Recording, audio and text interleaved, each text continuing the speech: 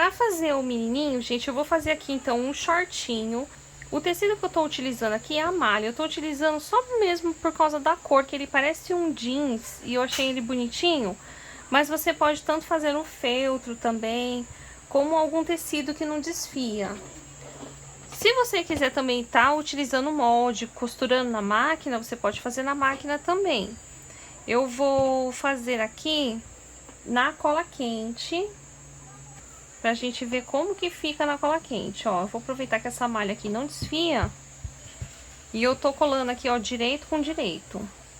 Então, eu colei o meio da perninha e as laterais. Aqui eu vou acertar, ó. E já vamos vestir aqui o coelhinho. O bom da malha, pessoal, que vai ajudar a ceder aqui, ó, pra poder puxar esse short, né? Então, o bom da malhinha foi isso. Se você achar necessidade de deixar o seu shortinho aí um pouquinho mais largo, pra não ter tanta dificuldade na hora de colocar aqui, ó. Agora o shortinho aqui, ó, ficou com um voluminho aqui. Eu vou até passar uma cola quente aqui, dobrar, ó. E já faz até um enfeite bonito aqui, ó, na frente do shortinho.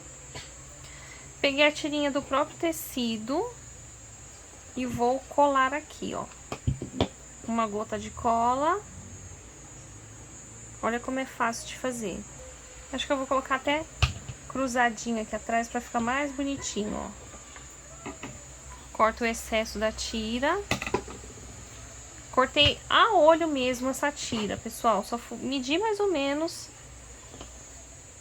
pra ela conseguir chegar até o outro lado, ó. Cola aqui. E aqui eu também passo uma gotinha, ó. Aqui, então, você pode finalizar aqui o seu coelhinho, ó, colocando botãozinhos.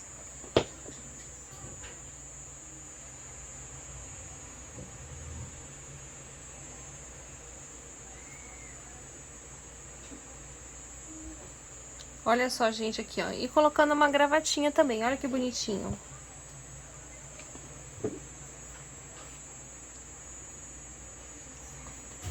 Então é isso, pessoal. Espero muito que você tenha gostado aqui da ideia desse vídeo.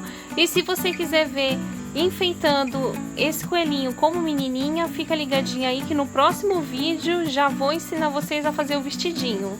Então é isso, gente. Até o próximo vídeo. Tchau!